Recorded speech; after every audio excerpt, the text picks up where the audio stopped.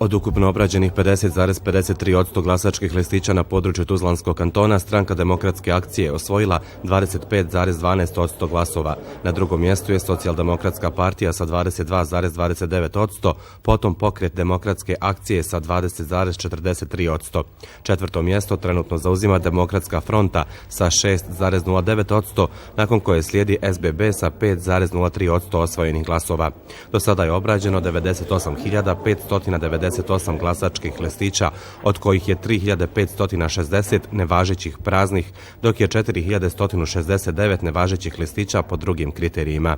Kada govorimo o kandidatima stranaka za Skupštinu Tuzlanskog kantona, Bego Gutić iz SDA trenutno ima 11.162 glasa, Senad Alić iz PDA 9.220, dok je Dževad Hadžić iz SDP-a dobio 5.299 glasova.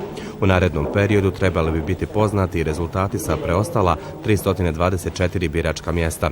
Prema podacima Centralne izborne komisije Bosne i Hercegovine, odziv birača u Tuzli na proteklim izborima bio je 47,15%, što je gotovo isti procenat koji je zabilježen i 2014. godine.